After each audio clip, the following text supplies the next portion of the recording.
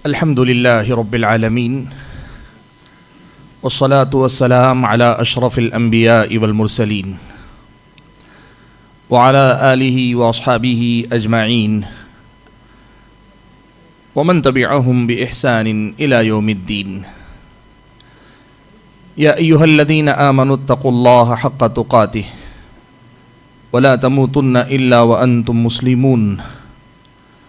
يا أيها الناس اتقوا ربكم الذي خلقكم من نفس واحدة وخلق منها زوجها وبث منهما رجالا كثيرا ونساء واتقوا الله الذي تساءلون به والأرحام إن الله كان عليكم رقيبا. يا أيها الذين آمنوا اتقوا الله وقولوا قولا سديدا يصلح لكم أعمالكم ويغفر لكم ذنوبكم ومن يطع الله ورسوله فقد فاز فوزا عظيما. أما بعد فأعوذ بالله من الشيطان الرجيم. بسم الله الرحمن الرحيم. لقد كان في قصصهم عبرة لأولي الألباب. محترم علماء کرام، بزرگوں، نوجوان بھائیوں اور پردہ نشین خواتین اسلام، آج کی ہماری یہ جو بیٹھک ہے شیخ الاسلام ابن تیمیہ رحمۃ اللہ علیہ، جو تاریخ اسلام کی ایک عظیم علمی شخصیت اور سلفی دعوت کو ایک پہچان دینے والے علماء میں سے نمایاں ترین شخصیات جو گزری ہیں، ان میں بڑے اونچے مقام کے حامل شخصیت ہے. اور اس کا سب سے بڑا ثبوت یہ ہے کہ سلفی حلقوں میں اکثر و بیشتر شیخ الاسلام ابن تیمیہ رحمۃ اللہ علیہ کی عبارتوں اور ان کے اقوال یا ان کے اپنی تحقیقات کا حوالہ دے کر مسائل کی وضاحت یا مسائل کے بیان کرنے میں ان کا نام اکثر و بیشتر لیا جاتا رہتا ہے.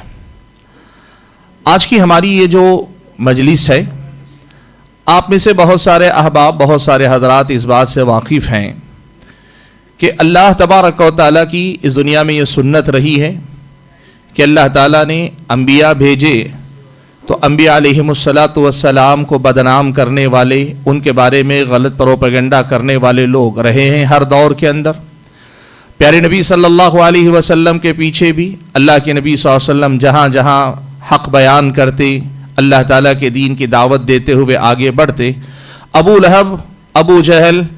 ان کے پیچھے پیچھے جا کر لوگوں کے اندر غلط فہمیاں پیدا کرتے. انبیاء کی یہ سنت انبیاء کے وارثین کے حق میں بھی آتی ہے. اللہ تبارک و تعالی جب کبھی ان کے علم اور ان کی جو محنتیں، ان کی کتابیں، ان کی تحقیقات کو دنیا کے اندر عام کرتا ہے، ان کے لائے ہوئے پیغام حق کو اللہ تبارک و تعالی جب دنیا کے اندر پھیلاتا ہے تو ان کے پیچھے پیچھے ان کو بدنام کرنے والے لوگ لگ جاتے ہیں اور ان کی شخصیت کو نشانہ بناتے ہیں. مقصد کیا ہوتا ہے؟ وہ یہ سمجھتے ہیں کہ اگر شخصیت کو بدنام کر لے جائیں گے تو ان کی دعوت بھی بدنام ہو جائے گی. ان کے حساب سے شخصیت اگر گر جائے گی تو ان کا پیغام بھی گر جائے گا. اللہ کا فضل و کرم ہے کہ شیخ الاسلام ابن تیمیہ رحمۃ اللہ علیہ کا جو رشتہ ہے اس پیغام سے ہے جس سے اللہ کے نبی صلی اللہ علیہ وسلم نے فرمایا لا تزال طائفة من امتی علی الحق ظاہرین لا يضرهم من خذلهم ولا من خالفهم حتى يأتي امر اللہ وهم كذلك، کہ ایک جماعت برابر حق کی علم بردار بن کر دلیل اور برہان سے دنیا پر غالب بن کر زندگی گزارتی رہے گی، ان کا کوئی کچھ بگاڑ نہیں سکے گا، نہ وہ جو ان کی مخالفت کرتا ہے اور نہ وہ جو ان کی مدد سے ہاتھ کھینچ لیتا ہے. یہ سلسلہ چلتا رہتا ہے یہاں تک کہ اللہ تبارک و تعالیٰ کا فیصلہ آ جائے. یہی آپ کے سامنے یہ جو مجلس ہے، آپ جانتے ہیں کہ شیخ الاسلام ابن تیمیہ رحمۃ اللہ علیہ ایک طرف اس وقت دنیا میں سب سے زیادہ جن کا لٹریچر پڑھا جاتا ہے، جن کے معارف اور جن کے علوم، جن کے بیان کردہ حقائق پر ریسرچ ہو رہی ہے سب سے زیادہ، وہیں سب سے زیادہ جن کو بدنام کرنے، غلط باتیں ان کی طرف منسوب کرنے کی کوشش بھی سب سے زیادہ شیخ الاسلام ابن تیمیہ پر کے سلسلے میں ہوتی. میں یہ بات آپ کے سامنے بتانا چاہوں گا کہ عرب دنیا میں یہ معاملہ بہت پرانا ہے. عرب دنیا کے اندر یہ معاملہ بہت پرانا ہے کہ شیخ الاسلام ابن تیمیہ کو ہمارے زمانے کے اندر بھی کئی طرح سے بدنام کرنے کی کوشش کی گئی، اور آج آپ دیکھ رہے ہیں کہ اسی عرب دنیا کا چربا، یعنی وہاں جو لوگ الزامات لگاتے رہے، ان کے جوابات دیے جاتے رہے، انہی کا چربا لا کر آج ہمارے اپنے ملک ہندوستان کے اندر بھی بہت سارے لوگ وہی سطحی باتیں، وہی گھسی پٹی باتیں اور وہی الزامات جن کا جواب دے دیا گیا حق تلاش کرنے والے کے لیے موجود ہیں، لیکن وہی الزامات شیخ الاسلام ابن تیمیہ رحمۃ اللہ علیہ کی شخصیت پر ہمارے اپنے ملک کے اندر بھی لگاتے نظر آ رہے ہیں۔ ایسی صورت میں یہ علماء حق کا حق بنتا ہے کہ ان کے بارے میں جب غلط بیانی کی جائے تو پھر حق بات کو واضح کیا جائے، اس لیے کہ ایک تو ان کا حق بنتا ہے کہ انہوں نے جس طرح اپنی زندگی ہماری خاطر کہ صحیح اسلام ہم تک پہنچے، انہوں نے جو قربانیاں دی ہیں، اس کا یہ حق بنتا ہے کہ آج وہ ہمارے درمیان موجود نہیں، ان کے پیٹھ پیچھے ان کے بارے میں غلط بیانی کی جا رہی ہے تو ان کا دفاع کیا جائے۔ اور دوسری طرف اس سے بڑی بات کہ ان کا دفاع صرف ان کا دفاع نہیں، ایک شخصیت کا دفاع اتنا بڑا مسئلہ نہیں جتنا بڑا مسئلہ یہ ہے کہ لوگ شخصیت کی آڑ میں دعوت کو نشانہ بنانا چاہتے ہیں۔ ابن تیمیہ کا نام لے کر ابن تیمیہ کو نہیں، عصر حاضر میں سلفی دعوت کو بدنام کرنا چاہتے ہیں۔ ایسی صورتحال میں یہ دفاع یا اس کی وضاحت یا یوں کہیے کہ ابن تیمیہ کی شخصیت اور ان کے معارف اور علوم کا تعارف کروانا یہ ہماری ذمہ داری بنتی ہے۔ اس ناحیے سے منگلور کے ہمارے یہ جو بھائی ہیں، انہوں نے جو یہ اقدام کیا ہے، میں اس پر ان کو مبارکباد دیتا ہوں کہ بڑا مبارک اقدام آپ نے کیا ہے، اور میری یہ دعا ہے کہ اللہ تعالی ہم اور آپ کو خیر کے کاموں میں ایسے ہی بڑھ چڑھ کر سبقت کرنے کی توفیق نصیب فرمائیں، آمین۔ حاضرین گرامی قدر، بہت تھوڑا سا وقت میرے پاس ہے اور تھوڑے سے وقت میں مجھے بڑے ہی اہم ایک مسئلے پر بات کرنی ہے، اور وہ مسئلہ یہ ہے کہ شیخ الاسلام ابن تیمیہ رحمۃ اللہ علیہ ایک مجدد ہیں۔ مجدد بھی وہ کہ جن کے بارے میں یہ کہا گیا کہ وہ 7 صدیوں کے مجدد ہیں، اور جن کے بارے میں یہ کہا گیا کہ وہ ایسے آج کے حساب سے اگر کہیں تو 1450 سال کا جو عرصہ ہے، ٹھیک درمیانی عرصے میں وہ آئے ہیں۔ ان سے پہلے تقریباً 6-7 صدیاں اور ان کے بعد تقریباً 7 صدیاں عالم اسلام نے دیکھے ہیں، تاریخ اسلام نے دیکھی۔ ایک ایسی شخصیت شیخ الاسلام ابن تیمیہ رحمۃ اللہ علیہ کی ہے جنہوں نے جو کچھ علوم اور معارف چھوڑے، ان میں ایک طرف ان سے پہلے کی تغلیباً کہا جاتا ہے 7 صدیوں میں جو تجدیدی کارنامہ انجام دیا، ان کی پچھلی 7 صدیوں کے جو کچھ بگاڑ آیا تھا ان کی تصحیح اور تجدید کے بعد میں انہوں نے کارنامہ انجام دیا، اور ان کے بعد کی اگلی 7 صدیاں بھی برابر ان سے فائدہ اٹھاتی چلی آ رہی ہیں۔ مجھے آج اسی حوالے سے صرف کچھ بنیادی باتوں پر آپ کے سامنے روشنی ڈالنی ہے۔ سب سے پہلی بات آپ یہ سمجھ لیں، تاریخ اسلام میں علماء بہت ہیں، ابن تیمیہ اکیلے نہیں، اور آپ اگر دیکھیں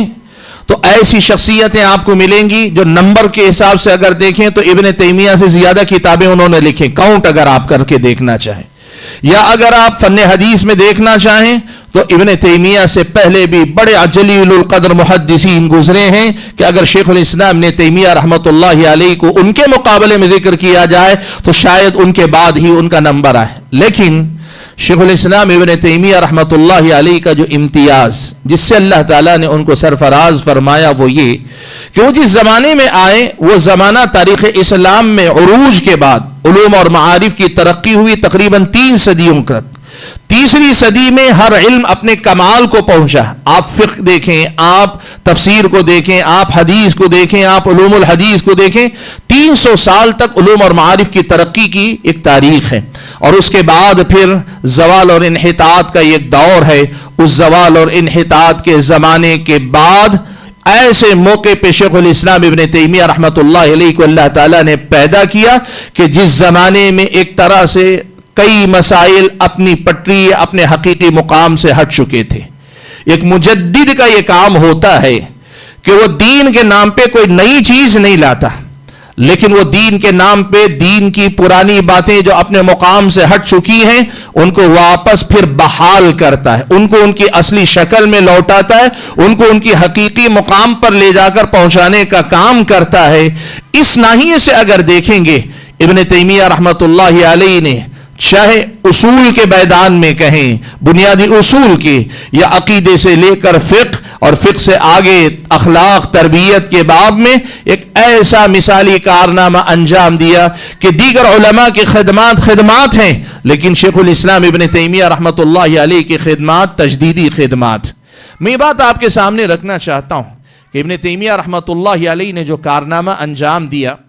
وہ آپ جیسا کہ مجھ سے پہلے آپ نے استاد مرتضیٰ سے سنا، بڑی پیارے انداز میں نے دیکھی، بہت اچھے انداز میں سمرائز کر کے تلخیص کر کے انہوں نے آپ کے سامنے تعارف پیش کیا۔ 661 ہجری سے لے کر 728 ہجری تک شیخ الاسلام ابن تیمیہ کا یہ جو زمانہ ہے، اس میں اللہ کے نبی صلی اللہ علیہ وسلم کے زمانے کے بعد تقریباً 7 صدیاں آتی ہیں۔ اس میں صحابہ کا دور بھی ہے، اس میں محدثین میں امام احمد جیسی جلیل القدر شخصیت جو فتنہ خلق قرآن کے مقابلے میں ایک فرد ایک امت بن کر مقابلہ کیے تھے، ایسے سارے شاندار کارنامے ہیں، لیکن شیخ الاسلام ابن تیمیہ کو مجدد القرون السبعہ کہا جاتا ہے، 7 صدیوں کا مجدد کہا جاتا ہے۔ کیوں کہا جاتا ہے؟ اس کی وجہ یہ ہے کہ چاہے وہ اتباع کتاب و سنت کی وہ دعوت جو کہیں نہ کہیں یا تو عقل کی برتری کی شکل میں پیچھے ہو گئی تھی، یا تقلید کی شکل میں پیچھے ہو چکی تھی، یا منطق اور فلسفے کے نام پر پیچھے ہو گئی تھی، یا پھر یہ کہ مذاہب فقہیہ یا پھر یہ کہ مذاہب عقدیہ کی اپنے اصولوں کی روشنی میں کہیں پیچھے ہو گئی تھی۔ شیخ الاسلام ابن تیمیہ نے ان 7 صدیوں میں جو چیزیں اپنی جگہ سے ہٹی تھی، ہر چیز کو انہوں نے ایک طرح سے واپس لا کر بحال کر دیا۔ میں یہ بات آپ کے سامنے بتانا چاہتا ہوں، اہل علم نے ذکر کیا ہے، ابن تیمیہ جس دور میں آئے اس دور میں اہل سنت کا مطلب اشاعرہ ہوا کرتے تھے۔ ابن تیمیہ نے یہ کارنامہ انجام دیا کہ انہوں نے اہل سنت کا لقب حقیقی اہل سنت کو واپس دلایا، واپس لوٹایا، اور یہ تعارف کروایا کہ اہل سنت وہ ہیں جو صحابہ کے طریقے پر تھے، جن کے وارث محدثین ہوئے، اور جو محدثین کا منہج اور مسلک ہے وہ اہل سنت والجماعت ہیں۔ اشاعرہ کو اشاعرہ کے نام سے متعارف کروایا، اہل سنت کے نام کو ان کے حقیقی وارثین یا ان کا حقیقی نام واپس شیخ الاسلام ابن تیمیہ رحمۃ اللہ علیہ نے لوٹایا۔ یہ ابن تیمیہ رحمۃ اللہ علیہ کا بڑا اہم کارنامہ۔ آپ کو یہ بات میں بتانا چاہوں گا، کئی اہل علم نے یہ بات شیخ الاسلام ابن تیمیہ رحمۃ اللہ علیہ کے بارے میں لکھی ہے۔ ابن ناصر الدین دمشقی، ابھی جن کا تذکرہ آپ کے سامنے ہو رہا تھا، انہوں نے اپنی کتاب کے اندر لکھا ہے کہ تاریخ اسلام میں 85 علماء، ایسے بڑے علماء مختلف مسالک کے ایسے گزرے ہیں جن میں سے ہر ایک نے اس بات کی گواہی دی کہ شیخ الاسلام ابن تیمیہ واقعتاً شیخ الاسلام کے لقب کے حامل ہیں، اس کے اہل ہیں۔ اور شاید میری معلومات کی حد تک یہ بات کہہ رہا ہوں، بہت کم علماء ایسے ہیں کہ الگ الگ مسالک کے ایسا ہوا ہے، جیسے حنابلہ میں سے کسی عالم کو، شوافی میں سے کسی عالم کو، یا احناف میں سے کسی عالم کو شیخ الاسلام پے در پے کہتے آئے ہوں، سینکڑوں کی تعداد میں مل جائیں گے۔ لیکن تمام مسالک کے اختلاف کے باوجود شیخ الاسلام ابن تیمیہ کو جس طرح لوگوں نے شیخ الاسلام کا لقب دیا ہے، ایسا شاید کسی اور کے حصے میں آیا ہو۔ ابن ناصر الدین دمشقی نے لکھا ہے کہ 85 علماء نے شیخ الاسلام ابن تیمیہ کا یہ لقب دیا، اور حافظ ابن حجر رحمۃ اللہ علیہ نے ان کی یہ بات نقل کرنے کے بعد ابن حجر عسقلانی رحمۃ اللہ علیہ نے اس کو نہ صرف یہ کہ برقرار رکھا، انہوں نے یہ بات بڑے واضح الفاظ میں کہ میں ان کی عبارت پڑھ کر ہی آپ کو بتا دوں۔ حافظ ابن حجر رحمۃ اللہ علیہ کے یہ الفاظ آپ دیکھیں، وہ کہتے ہیں وَشُهْرَةُ إِمَامَةِ الشَّيْخِ تَقِيُّ الدِّينِ أَشْهَرُ مِنَ الشَّمْسِ وتلقيبه بشيخ الإسلام في عصره باق إلى الآن على الألسنة الزكية ويستمر غدا كما كان بالأمس۔ سبحان اللہ، یعنی شیخ الاسلام ابن تیمیہ رحمۃ اللہ علیہ کے بارے میں ابن حجر رحمۃ اللہ علیہ کا یہ کہنا ہے کہ وہ پورا حق رکھتے تھے کہ ان کو شیخ الاسلام کہا جائے۔ وہ اپنے زمانے سے میرے زمانے تک، یعنی شیخ الاسلام 728 میں انتقال کر رہے ہیں، 852 ہجری میں ابن حجر کا انتقال ہوا، کہہ رہے ہمارے زمانے تک بھی وہ اس لقب کے مستحق ہیں، اور ہمارے زمانے کے بعد بھی اس لقب کے مستحق رہیں گے، باقی رہیں گے۔ ابن تیمیہ رحمۃ اللہ علیہ کا جو کارنامہ ہے وہ کیا ہے، میں اس کو 2 الفاظ میں آپ کے سامنے بتاتا ہوں۔ پچھلی 7 صدیوں میں جو کچھ غلطیاں ہوئی تھیں اصول کے اندر، عقائد کے اندر، بنیادی مسائل کے اندر، ان کی تصحیح کی، 7 صدیوں میں بگڑے مسائل کی تصحیح کی، اور اگلی 7 صدیاں جہاں تک ہم ہیں، اور اللہ جانے آئندہ کب تک اللہ یہ علوم و معارف رکھے گا، اگلے 7 صدیوں کے لیے تأصیل کا کام کیا۔ 7 صدیوں کے لیے تصحیح ہے، اور اگلی گزری یہ جو 7 صدیاں ان کے بعد کی، اس کے لیے تأصیل کا کام شیخ الاسلام ابن تیمیہ رحمۃ اللہ علیہ نے کیا۔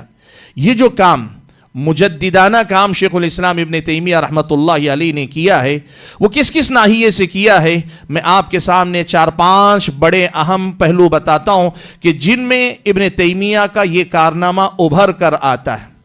سب سے پہلا پہلو جہاں ابن تیمیہ کا یہ مجددانہ کارنامہ نظر آتا ہے وہ ہے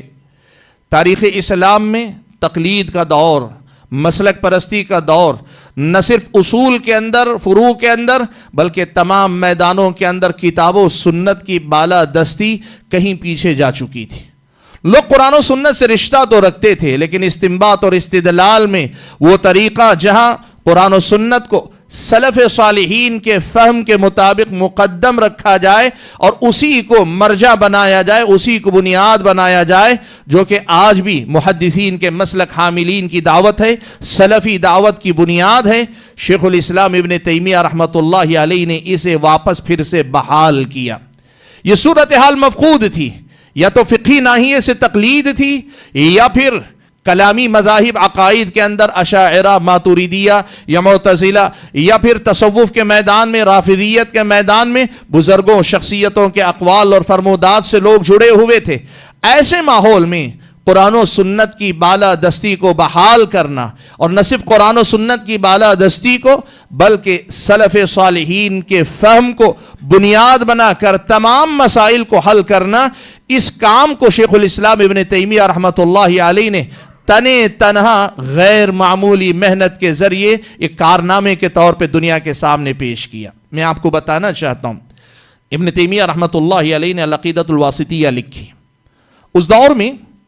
جو غلبہ تھا شوافی کا تھا۔ اب ابن تیمیہ رحمۃ اللہ علیہ نے عقیدہ واسطیہ جو لکھی تھی، قرآن و سنت کے دلائل سے لکھی تھی، سلف صالحین کے اقوال کی روشنی میں، آج بھی کتاب موجود ہے، آپ دیکھ لیں۔ یہ کتاب ایک طرح سے اشعری مذہب کی کمر توڑنے والی کتاب تھی۔ اب اس کو باطل قرار دینے یا اس کا اثر توڑنے کے لیے قاضی کے سامنے شیخ الاسلام نے تیمیہ کو بلایا گیا، اور اس وقت کے قاضی نے، ابن عبد الہادی نے العقود الدریہ کے اندر، اور ان کے علاوہ ابن رجب وغیرہ نے یہ واقعہ نقل کیا۔ قاضی نے بلا کر پوچھا کہ اے ابن تیمیہ، اے احمد ابن عبد الحلیم ابن تیمیہ، آپ نے یہ کتاب امام احمد کے مسلک کے مطابق لکھی ہے؟ یعنی آپ یہ مان لیں کہ آپ نے جو عقیدہ واسطیہ لکھا ہے، امام احمد بن حنبل رحمۃ اللہ علیہ کے مسلک کے مطابق لکھا ہے۔ وہ کیا چاہتے تھے؟ ایک بار ابن تیمیہ اگر یہ کہیں کہ امام احمد بن حنبل رحمۃ اللہ علیہ کے عقیدے کو ان کے مسلک کے مطابق میں نے بیان کیا ہے، تو پھر یہ لوگ کہہ دیتے کہ ابن تیمیہ نے اقرار کیا ہے یہ حنابلہ کے لیے لکھی گئی کتاب ہے، حنبلی مسلک کی کتاب ہے، آپ شوافی ہیں، آپ شافعی مسلک میں اشعریت پر باقی رہی ہے۔ شیخ الاسلام ابن تیمیہ رحمۃ اللہ علیہ نے جو جواب دیا، وہ جواب بڑے سنہرے الفاظ میں لکھے جانے کے قابل ہے۔ کہا ہذہ عقیدۃ السلف الصالح وأحمد إنما هو مبلغ عن النبي صلى الله عليه وسلم ولو قال أحمد من تلقاء نفسه ما لم يجئ به رسول الله صلى الله عليه وسلم لم نقبله وإنما هذه عقيدة محمد صلى الله عليه وسلم۔ ابن تیمیہ رحمۃ اللہ علیہ نے جواب میں کہا یہ میں نے جو لکھا ہے واسطیہ میں، یہ سلف صالحین کا عقیدہ، امام احمد کا عقیدہ نہیں، سلف صالحین صحابہ تابعین کا عقیدہ۔ امام احمد بن حنبل کا کام بس یہ تھا کہ انہوں نے یہ عقیدہ ہم تک پہنچایا ہے۔ اگر امام احمد ایسا کوئی عقیدہ ہمارے پاس لائیں جو قرآن و سنت کے اندر نہ ہو، جو رسول اکرم صلی اللہ علیہ وسلم نے نہیں لایا ہو، تو ہم امام احمد کے عقیدے کو بھی نہیں قبول کریں گے، اگر وہ اللہ کے نبی کے سکھایا ہوا نہ ہو۔ اسی لیے یہ صاف طور پہ سن لو، میں نے جو ذکر کیا ہے یہ پیارے نبی محمد صلی اللہ علیہ وسلم کا عقیدہ۔ ابن تیمیہ رحمۃ اللہ علیہ نے یہ مجددانہ کام کیا کہ لوگوں کو براہ راست قرآن و سنت کو اپنی زندگی میں مقدم رکھنے، اپنے آپ کو قرآن و سنت سے جوڑنے، سلف صالحین کے منہج کے مطابق کام کرنے کی طرف لایا۔ یہ سب سے بڑا اور بنیادی کام شیخ الاسلام ابن تیمیہ کا ہے۔ دوسرا کام جسے ہم مجددانہ کہیں وہ یہ کہ ابن تیمیہ جس دور میں آئے، عقائد کے باب میں ابتدا میں جہمیہ، پھر اس کے بعد فلاسفہ کے اثر سے جہمیہ، پھر معتزلہ، اور اس کے بعد علم کلام کی ایجاد کر کے اشاعرہ، ماتریدیہ وغیرہ نے عقائد کو پوری طرح سے عقول کے یعنی انسانی عقل کے تابع کر چھوڑا تھا۔ صورتحال یہ تھی، یہاں کئی مسائل مسلمانوں کے لیے پریشان کن تھے۔ پہلا مسئلہ یہ تھا، عقائد کی بنیاد قرآن و سنت نہیں تھی، عقائد کی بنیاد فلسفے کے اصول تھے، منطق کے ضابطے تھے، علم کلام کے وضع کردہ ہوا نئے اصول تھے، جو علم کلام، منطق اور فلسفے کے مقابلے کے لیے ایجاد کیا گیا ایک علم تھا۔ لیکن علم کلام میں خود معتزلہ کے اعتزال کے اثرات تھے، فلاسفہ کے فلسفے کے اثرات تھے، مناطقہ کے منطق کے اثرات تھے، اور یہ عقیدے کی بنیاد بن گئے تھے۔ اور اسی کے نتیجے میں ایک بہت بڑا مسئلہ یہ تھا کہ قرآن و سنت کو عقل پر حاکم ماننے کے بجائے عقل کو قرآن و سنت پر حاکم بنا دیا گیا تھا۔ یعنی قرآن و سنت کو عقل کی روشنی میں طے کیا جاتا تھا، کیا صحیح ہے کیا غلط ہے، عقل سے میل کھاتے تو قبول کرتے، نہ میل کھائے تو اس کو چھوڑ دیا جاتا۔ یہ جو صورتحال تھی، شیخ الاسلام ابن تیمیہ رحمۃ اللہ علیہ نے عقل کے سلسلے میں سب سے پہلے ایک متوازن موقف رکھا لوگوں کے سامنے۔ بنیادی طور پر عقل، انسانی عقل کا دین میں کردار کیا ہونا چاہیے، یہ سب سے پہلے شیخ الاسلام ابن تیمیہ رحمۃ اللہ علیہ نے رکھا۔ اور وہ انہوں نے کیا کیا، تین بڑے ضابطے ذکر کرتا ہوں جو ابن تیمیہ نے پوری کتابوں کے اندر مکرر ذکر کی ہیں، اپنی کتابوں کے تین بڑے ضابطے۔ پہلی بات ذکر کی، عقل اللہ کی بہت بڑی نعمت، اس کو چھوڑ دینا کوئی عقل مندی نہیں ہے۔ انسان کو اللہ تعالیٰ نے عقل دی ہے تو دین سمجھنے کے لیے عقل کی ضرورت ہے، عقل بہت بڑی نعمت ہے، لیکن عقل صرف کافی نہیں ہے، صرف عقل کافی نہیں۔ مثال دے کر شیخ الاسلام نے تیمیہ نے بتایا، آنکھ کی روشنی آدمی کے اندر چاہے جتنی اچھی ہو، لیکن آنکھ کی بینائی کے ساتھ باہر اگر سورج کی روشنی نہ ہو، چاند کا اجالا نہ ہو، یا چراغ کی روشنی نہ ہو، تو آدمی حقیقتوں کو صحیح انداز میں دیکھ نہیں پاتا، چیزوں کو صحیح سے دیکھ نہیں پاتا۔ انسان کی عقل چاہے جتنی کامل ہو، اگر نور شریعت اس کے ساتھ نہ ہو، نور بصارت کے ساتھ نور شریعت نہ ہو، تو آدمی صحیح حقائق نہیں دیکھ سکتا۔ اس لیے انسان کو اپنی عقل سے کام لینا چاہیے، لیکن صرف عقل کو یا عقل کو سب سے اونچے درجے پر نہیں رکھنا چاہیے۔ یہ بنیادی ضابطہ سب سے پہلا۔ دوسرا ضابطہ شیخ الاسلام ابن تیمیہ رحمۃ اللہ علیہ نے صاف طور پہ ذکر کیا، کہا کہ یہ طے ہے کہ اللہ تبارک و تعالیٰ نے جو شریعت نازل کی ہے اس کے مطابق العقل الصحیح لا يتعارض مع النقل، العقل السلیم لا يتعارض مع النقل الصحیح۔ یعنی اگر قرآن و سنت میں کوئی بات صحیح سند سے ثابت شدہ ہے، وہ عقل سلیم سے ٹکرا نہیں سکتی۔ عقل سلیم اور قرآن و سنت کی بیان کردہ حقیقت میں ٹکراؤ نہیں ہو سکتا، اور اگر کہیں ٹکراؤ نظر آ رہا ہے، دو میں سے ایک بات ہوگی، یا تو نقل غیر صحیح ہوگی، یعنی آپ کو تحقیق کرنی پڑے گی کہ یہ حدیث ثابت ہے کہ نہیں، یا پھر دوسری صورت ایک ہی باقی رہ جاتی، اگر وہ ثابت ہو جاتی ہے تو پھر عقل غیر سلیم ہے، یعنی عقل صحیح نہیں ہے، عقل سے غلطی ہو رہی ہے۔ ایسا سنہرا ضابطہ دیا جس نے یہ عقل و نقل کا جو معرکہ چل رہا ہے اس میں بڑا بنیادی کردار ادا کیا، اور لوگوں کے سامنے یہ راستہ رکھا کہ کیسے آدمی نصوص کے ساتھ عقل اور عقل کے ساتھ نصوص کو لے کر آگے بڑھتا جائے۔ اور تیسری بات شیخ الاسلام نے تیمیہ بار بار ذکر کرتے ہیں، وہ کیا ہے؟ وہ یہ کہتے ہیں کہ الشریعۃ ما اتت بما تحیلہ العقول، شریعت اسلامی میں ایسی کوئی بات نہیں ہے جو عقلاً ناممکن ہو، محال ہو، ولیکن اتت بما تحار فیہ العقول، لیکن شریعت اسلامیہ میں ایسی بہت سی باتیں ہیں کہ جن کی حقیقت کو سمجھنے سے عقلیں یا تو حیران رہ جاتی ہیں، عاجز رہ جاتی ہیں، یا انسانی عقل کا قصور ہے، شریعت اسلامیہ میں کوئی کمی اور کوئی خلل نہیں۔ یہ تین بنیادی ایسے ضابطے ہیں جنہوں نے، یوں سمجھیے کہ وہ میں نے جو فہرست گنائے، فلاسفہ، علم منطق کے ماہر علماء، اور انہی کے زیر اثر جو جہمیہ تھے، معتزلہ تھے، اور اس کے بعد کے دور میں علم کلام ایجاد کر کے اشاعرہ ماتوریدیہ،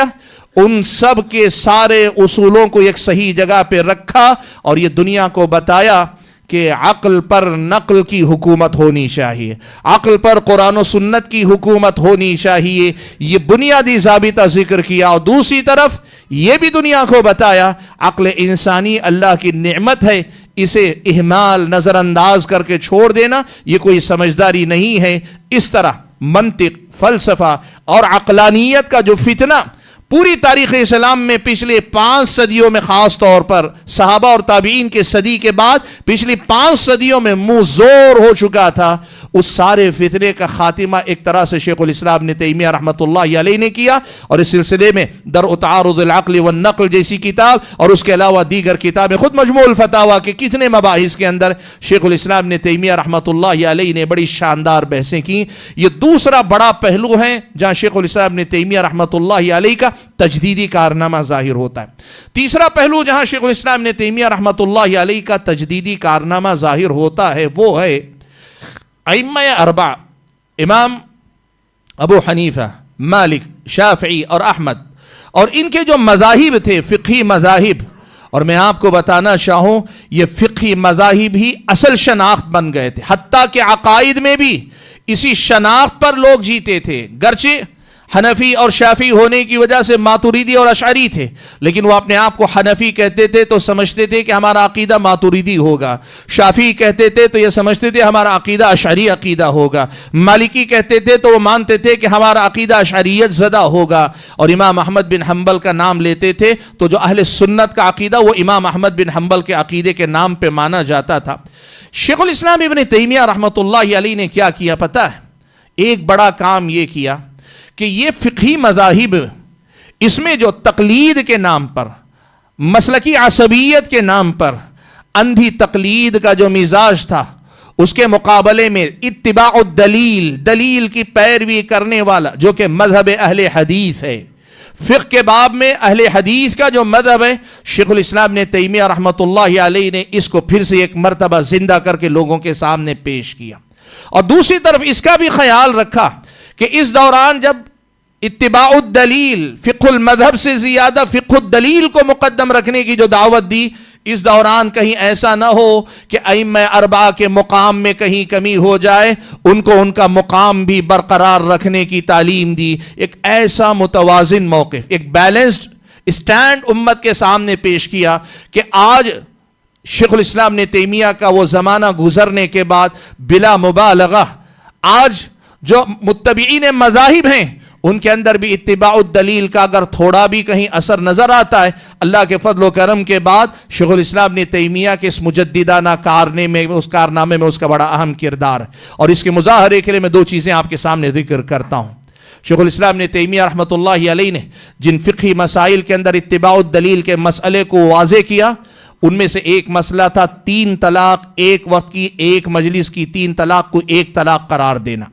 مذاہب اربعہ میں یہی بات تھی کہ 3 طلاق 3 مان لی جائے گی۔ اگر کسی نے بیوی سے کہہ دیا 3 طلاق، طلاق طلاق طلاق، وہ 3 مان لی جائے گی۔ شیخ الاسلام نے تیمیہ رحمۃ اللہ علیہ نے دلیل کی روشنی میں کہا کہ راجح موقف یہ ہے کہ 3 طلاق 1 طلاق واقع ہوگی۔ یہ اتباع الدلیل کی جو دعوت شیخ الاسلام نے تیمیہ دی نا، اس کا سب سے نمایاں مسئلہ تھا۔ اور میں آپ کو بتاؤں، ابن تیمیہ رحمۃ اللہ علیہ اپنی زندگی میں کئی مرتبہ دنیا کے اندر کئی مرتبہ قید خانے میں داخل کیے گئے بطور سزا کے۔ ان میں سے ایک مرتبہ اسی مسئلے کی وجہ سے انہیں قید میں تک رکھا گیا کہ آپ اس قول سے دستبردار ہو جائیں، لیکن شیخ الاسلام ابن تیمیہ رحمۃ اللہ علیہ نے کہا نہیں، جب دلیل کی روشنی میں یہی حق ہے تو میں اسی حق کا اعلان کروں گا۔ اتباع الدلیل کے اس سنت کو، محدثین کے اس منہج کو دوبارہ زندہ کیا۔ اور دوسری طرف رفع الملام عن الائمۃ الاعلام جیسی کتاب لکھ کر ائمہ اربعہ کے علمی مقام کو بھی بحال رکھا، برقرار رکھا۔ دلیل کی پیروی کرنے کا مطلب ائمہ کی توہین نہیں ہوتی، یہ وہ پیغام ہے جو شیخ الاسلام نے تیمیہ نے دنیا کے سامنے رکھا۔ یہ ان کے تجدیدی میں کارنامے کا ایک اور پہلو ہے، ایک اور میدان۔ حاضرین گرامی قدر، وقت بہت کم ہے میرے پاس، لیکن میں یہ بات آپ کے سامنے ذکر کرنا چاہوں گا۔ ابن تیمیہ رحمۃ اللہ علیہ کا تجدیدی کارنامہ جو سب سے زیادہ کھل کر آیا وہ عقائد کا باب ہے۔ عقیدے کے باب میں پیارے نبی صلی اللہ علیہ وسلم کے صحابہ جس عقیدے پر تھے اس عقیدے کو اصولاً ہی نہیں، بنیادی عقائد کے اندر ہی نہیں، بلکہ عقائد کی جزیات اور تفصیلات کے اندر کچھ اس طرح سے بحال کیا کہ عقیدے کے مسائل خالصتاً سلف صالحین کے منہج کے اصولوں پر ان کے زمانے کے بعد سے آج تک پڑھائے جاتے ہیں۔ میں آپ کے سامنے ذکر کروں بطور مثال کے، ابن تیمیہ رحمۃ اللہ علیہ نے جس دور میں عقیدے پر کام کیا اس دور میں اشاعرہ کا غلبہ تھا، ماتوریدیہ کا بھی وجود تھا، لیکن اشاعرہ کا غلبہ زیادہ تھا۔ اور آپ کو معلوم ہے جب توحید کا اطلاق ہوتا ہے تو ان سب کے پاس توحید ربوبیت ہی اصل ہوتی ہے، توحید الوہیت کو کہیں نہ کہیں پیچھے ڈھکیلا جا چکا تھا۔ ابن تیمیہ رحمۃ اللہ علیہ نے توحید کی تقسیم کو از سر نو، انہوں نے ایجاد نہیں کیا، از سر نو اس تقسیم کو نمایاں کر کے الوہیت، ربوبیت، اسماء و صفات کے مسائل کو کچھ اس طرح کھول کر رکھا اور پھر یہ پیغام واضح رکھا کہ ربوبیت کے اقرار سے آدمی کی توحید مکمل نہیں ہوتی، ربوبیت سے آگے بڑھ کر الوہیت تک آدمی کو پہنچنا پڑے گا۔ یہی کلمہ لا الہ الا اللہ کا مفہوم ہے، یہ دعوت شیخ الاسلام ابن تیمیہ نے دی۔ آج میں آپ کو بتاؤں اس تقسیم سے، اور توحید الوہیت ہی انبیاء کی اصل دعوت ہے، اس پیغام نے جتنے تصوف کی دنیا میں، رافضیت کی دنیا میں بزرگوں کا احترام کے نام پہ، اولیاء پرستی کے نام پہ شرکیات کو جگہ دیے ہوئے تھے، ان سب کی ایک طرح سے جڑیں کھد گئیں، سب کے عقائد پر ایسی ضرب لگی کہ آج تک تل ملاتے ہیں، اور لوگ یہ کہتے ہیں کہ توحید کی تقسیم ابن تیمیہ کی بدعت ہے۔ میں آج آپ کو ایک سامنے دو باتیں کہنا چاہتا ہوں۔ پہلی بات تو یہ کہ توحید کی تقسیم تین قسموں میں بانٹنا یہ قرآن و سنت کی دعوت، یہ قرآن و سنت کے نصوص سے لی گئی، استقراء اور استنباط سے لی گئی تقسیم ہے۔ اور دوسری بات یہ ہے کہ اگر عالم کے طور پہ بھی اگر آپ دیکھنا چاہیں، چوتھی صدی سے ایسے کئی علماء گزر چکے جو ابن تیمیہ سے پہلے یہ تقسیم ذکر کر چکے ہیں، اس لیے یہ ابن تیمیہ کی بدعت نہیں۔ لیکن دوسری طرف یہ بات میں بتانا چاہتا ہوں، ان کا یہ کہنا کہ یہ ابن تیمیہ کی بدعت ہے، بالفاظ دیگر اقرار ہے کہ ابن تیمیہ نے اس تقسیم کو اثر نو زندہ کر کے واقعی ایک تجدیدی کارنامہ انجام دیا، جس کے نتیجے میں ان کے پاس پایا جانے والا باطل دنیا کے سامنے کھل کر آیا۔ تصوف کی دنیا میں یا رافضیت کی دنیا میں توحید کے اندر جو شرکیات داخل تھیں ان کی تطہیر میں اس تقسیم نے بڑا غیر معمولی کام انجام دیا۔ ابن تیمیہ رحمۃ اللہ علیہ نے اسے بحال کرنے میں بڑا کام کیا۔ دوسری طرف عقائد کے باب میں، اسماء و صفات کا باب، لوگ یا تو تشبیہ میں مبتلا تھے یا لوگ تعطیل کی طرف گئے ہوئے تھے۔ ابن تیمیہ رحمۃ اللہ علیہ نے سلف صالحین کے منہج کے مطابق اللہ تعالیٰ کے اسماء و صفات کو ثابت کرنے کی ایسی دعوت دی کہ اس دور کے بعد سے لے کے آج تک اسماء و صفات کے باب میں جہمیہ، معتزلہ، اشاعرہ اور ماتوریدیہ اور ان کے مقابلے میں دوسری طرف جو مشبہہ مجسمہ ہوئے، وہ سارے کے سارے اپنی غلطیوں کے ساتھ دنیا کے اندر جی رہے ہیں، لیکن اللہ کے فضل و کرم سے ابن تیمیہ رحمۃ اللہ علیہ نے اسماء و صفات کے باب میں بڑا نمایاں کام یہ کیا کہ اہل سنت والجماعت کے اس مذہب کو زندہ کیا جس میں اللہ تعالیٰ کے علیہ اسماء اور صفات ثابت بھی کی جاتی ہیں اور اللہ تعالیٰ کو مخلوقات کی مشابہت سے بری بھی قرار دیا جاتا ہے۔ لیس کمثلہ شیء وہو السمیع البصیر، یہ ایک ایسا میدان ہے جہاں ابن تیمیہ کا تجدیدی کام ہمارے اور آپ کے سامنے نکل کر آتا ہے، آج تک وہ ہمارے اور آپ کے سامنے۔ عقائد ہی کے باب میں شیخ الاسلام نے تیمیہ رحمۃ اللہ علیہ نے توسل اور استغاثہ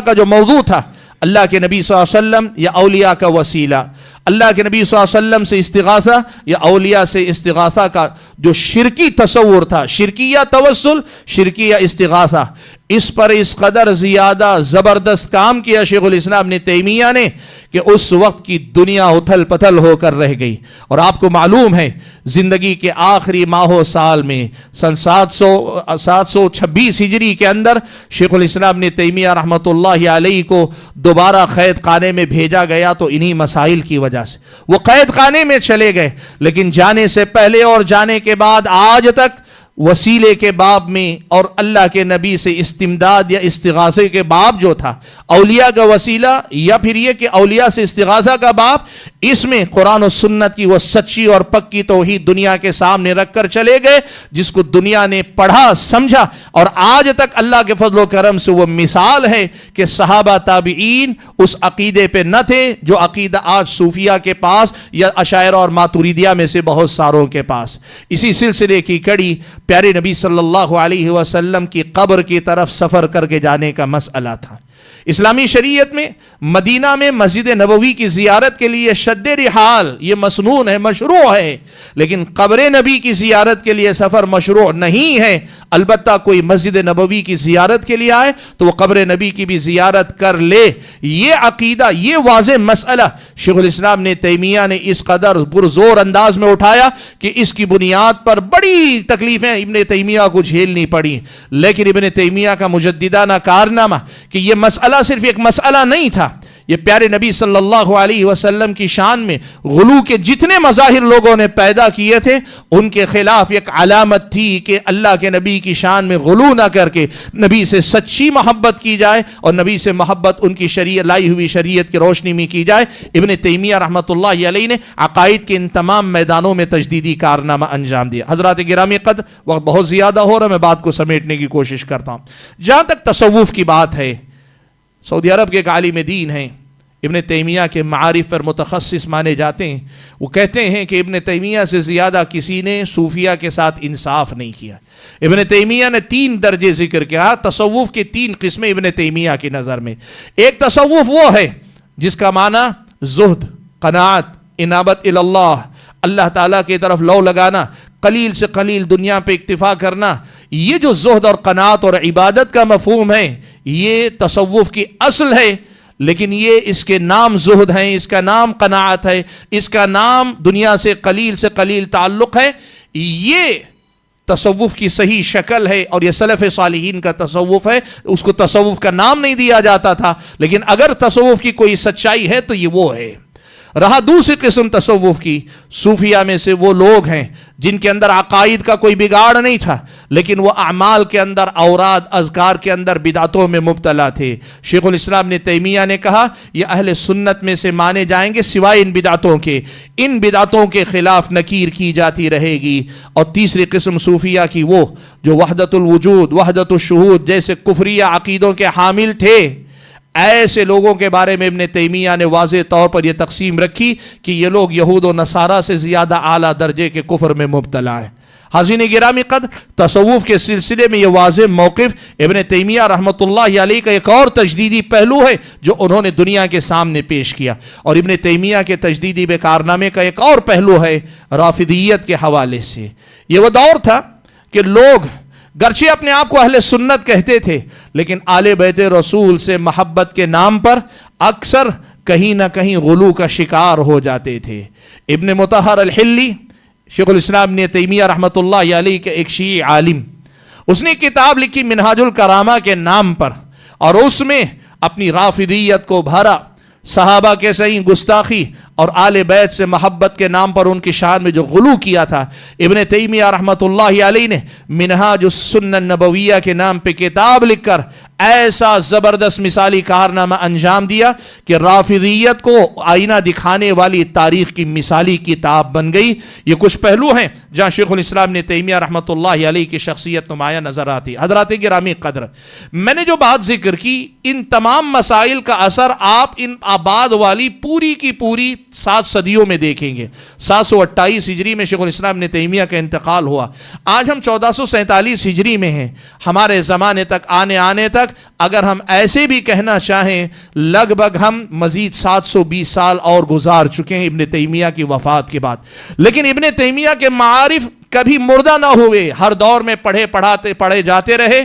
असर हाजिर में शेखुल इस्लाम मोहम्मद बिन अब्दुल वहाब रहमतुल्लाहि अलैहि की जो दावत सऊदी अरब के अंदर उठी, ये एक तरह से उसी शेखुल इस्लाम ने तैमिया रहमतुल्लाहि अलैहि की दावत की तजदीद और नई शक्ल थी। और अल्लाह का फजल करम है, उसी का नतीजा है कि सऊदी अरब शेखुल इस्लाम ने तैमिया रहमतुल्लाहि अलैहि के उलूम और मारिफ की नशर व इशाअत में अनथक कोशिश कर रहा है। वो दोनों के दोनों काबिल मुबारकबाद हैं कि इब्ने तैमिया के मारिफ ने اس مبارک دعوت شیخ محمد بن عبد الوہاب رحمۃ اللہ علیہ کی دعوت کے لیے بنیاد کا کام کیا، اور اس دعوت نے جب شیخ الاسلام ابن تیمیہ کی دعوت سے فائدہ اٹھایا تو انہوں نے شیخ الاسلام ابن تیمیہ کے علوم اور معارف کی نشر و اشاعت میں بڑا اہم کردار ادا کیا۔ میں یہ بات آپ کے سامنے ذکر کرنا چاہ رہا ہوں کہ نمایاں طور پر نہ صرف شیخ محمد بن عبد الوہاب رحمۃ اللہ علیہ کی دعوت، بلکہ ان کے زمانے کے بعد موجودہ دور کی بڑی بڑی جو اصلاحی تحریکیں ہیں، چاہے مصر کے اندر ہوں، شام کے اندر ہوں، یمن کے علاقے کے اندر ہوں، یا خود ہمارے اپنے ملک ہندوستان کے اندر اٹھنے والی جتنی اصلاحی تحریکیں، کوئی تحریک ابن تیمیہ کے مثبت اثرات سے خالی نہ رہی۔ ہاں یہ ہوا کہ کچھ تنظیموں نے ابن تیمیہ سے استفادہ کرنے کے بعد مزید آگے بڑھ کر کچھ اور اپنے افکار و نظریات بھی اپنائیں، لیکن شیخ الاسلام ابن تیمیہ رحمۃ اللہ علیہ کی تاثیر سے وہ آزاد نہ ہو سکے۔ میں آپ کے سامنے ایک جائزہ پیش کروں، سبحان اللہ، ماضی قریب میں ایک رپورٹ ایک انگریز کی میں نے دیکھی، اس نے ایک بڑی بات لکھی ہے، دو بڑی باتیں اس نے لکھی۔ پہلی بات تو یہ لکھی ہے کہ ابن تیمیہ کو ابن تیمیہ کے زمانے میں اتنا نہیں پڑھا گیا جتنا آج پڑھا جا رہا ہے۔ سبحان اللہ، ابن تیمیہ کا عصر حاضر میں کتنا اندازہ لگائیں، وہ لکھتا ہے کہ ابن تیمیہ کو ابن تیمیہ کے زمانے میں اتنا نہیں پڑھا گیا جس قدر زیادہ آج ابن تیمیہ کو پڑھا جا رہا ہے۔ اور دوسری بات وہ یہ لکھتا ہے کہ مشرق سے زیادہ، یعنی یہ جو ایسٹ ہمارا ہے، مشرق سے زیادہ، جہاں مسلمانوں کی اکثریت ہے مشرق کے اندر، مشرق سے زیادہ مغرب کے اندر ابن تیمیہ کے علوم اور معارف پر آج کے دور میں سب سے زیادہ ریسرچ ہو رہی۔ آج کے دور میں اگر کسی ایک شخصیت جیسے رازی کے افکار، غزالی کے افکار، ان سب پہ بڑا لمبا ریسرچ کا کام ہوا، لیکن اس نے جائزہ لے کر بتایا اس دور میں ابن تیمیہ کے افکار و نظریات پر جتنا گہرا ریسرچ مغربی ممالک کے اندر ہو رہا ہے، کئی لوگ اچھے انداز میں، مثبت انداز میں، اور کئی لوگ اس کی شخصیت کو مجروح کرنے کے لیے ابن تیمیہ کو جس قدر زیادہ پڑھا رہے ہیں، اتنا زیادہ آج کے دور میں کسی اور کو نہیں پڑھا جا رہا ہے۔ یہ بتاتا ہے کہ عصر حاضر میں شیخ الاسلام ابن تیمیہ رحمۃ اللہ علیہ کی شخصیت کا کتنا اہم کردار ہے۔ میں یہ بات آپ کے سامنے خاص طور پہ ذکر کرنا چاہوں گا کہ دیکھیے ابن تیمیہ رحمۃ اللہ علیہ کی جو شخصیت تھی نا، اس شخصیت نے بڑے گہرے اثرات چھوڑے، اور اس کا نتیجہ یہ ہے کہ عصر حاضر میں شیخ الاسلام ابن تیمیہ رحمۃ اللہ علیہ کوئی گمنام نام نہیں ہے۔ ہو سکتا ہے دوسرے کسی عالم کا نام لے تو لوگ کہیں کہ شاید ہم نے یہ نام نہیں سنا، لیکن آج موافق ہو کہ مخالف ابن تیمیہ رحمۃ اللہ علیہ کو سب سے زیادہ جانتا ہے، سب سے زیادہ ان کا نام لیتا ہے۔ گفتگو کے اخیر میں ایک بڑی اہم بات یہ بھی کہنا چاہوں گا، آج کے دور میں آپ جانتے ہیں اسلام کو دہشت گردی کا نام دیا جاتا ہے، کیوں؟ اس لیے کہ وہ اسلام کی تیزی سے بڑھتے اثر و رسوخ سے لوگ گھبرائے ہوئے ہیں دنیا کے اندر۔ سلفی دعوت کو دہشت گردی سے جوڑا جاتا ہے اس لیے کہ سلفیت دلیل کی قوت کی بنیاد پر جس تیزی سے بڑھ رہی ہے، اس کو لوگ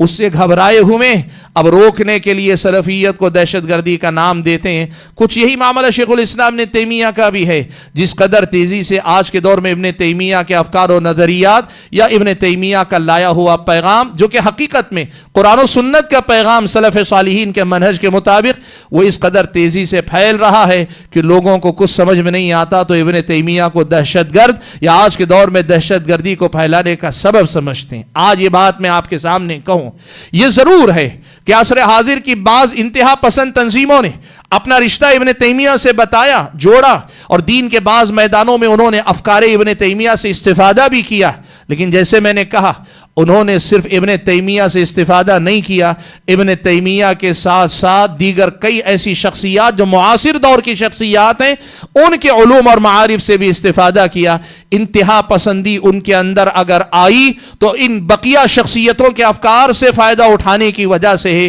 ورنہ ابن تیمیہ کے افکار آج کے دور میں بھی دہشت گردی کا مقابلہ کرنے میں بنیادی کردار ادا کر رہے ہیں۔ اس سلسلے میں آپ کے سامنے ایک لیکچر تھا، لیکن آج شاید وہ نہ ہو، آئندہ جب کبھی بات آئے گی جس پر آپ کے سامنے تفصیلی طور پر بات ہوگی۔ بات کہنا یہ ہے کہ شیخ الاسلام بحق ابن تیمیہ رحمۃ اللہ علیہ نہ صرف یہ کہ مجدد تھے، تغلیباً کہا جاتا ہے، حالانکہ اس میں صحابہ کی صدی بھی ہے، صحابہ کے مقابلے میں تو ابن تیمیہ کا نام نہیں لیا جاتا، تابعین کی صدی ہے، لیکن کم سے کم بعد کی 5 صدیاں یا پھر یہ کہ پوری ملا کر 7 صدیوں کو سامنے رکھ کر مجدد القرون السبعہ،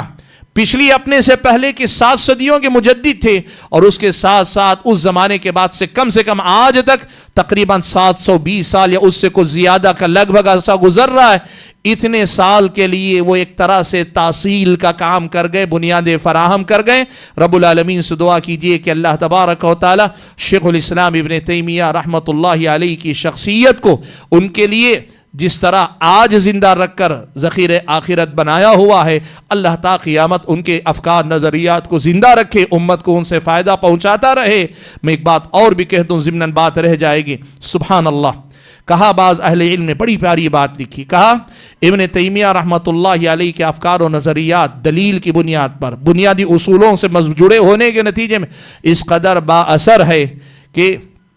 امام طحاوی رحمۃ اللہ علیہ نے العقیدہ الطحاویہ جو لکھی، اس کی شرح ابن ابی العز الحنفی رحمۃ اللہ علیہ نے لکھی، کتاب تو لکھی ابن ابی العز الحنفی رحمۃ اللہ علیہ نے، لیکن حنفی ہونے کے باوجود پوری شرح میں جو حوالے لکھے ہیں وہ ابن تیمیہ اور ابن قیم ہی کی عبارتوں سے مستفاد ہیں۔ دنیا ان کے ناموں کو چھپا سکتی ہے لیکن ان کی دعوت سے کبھی بے نیاز نہیں ہو سکتی، یہ شان اللہ تعالیٰ نے ان کو عطا کی ہے۔ اللہ سے دعا ہے کہ اللہ تعالیٰ ان کی یہ شان بحال رکھے، حاسدین کو اللہ تعالیٰ سب سے پہلے تو توفیق دے، اور اگر وہ لوگ توفیق کے لائق نہیں اللہ کے نزدیک تو پھر اللہ تعالیٰ ان کے شر کے ساتھ ان کو دفن کر دے۔ آمین وآخر دعوانا ان الحمدللہ رب العالمین۔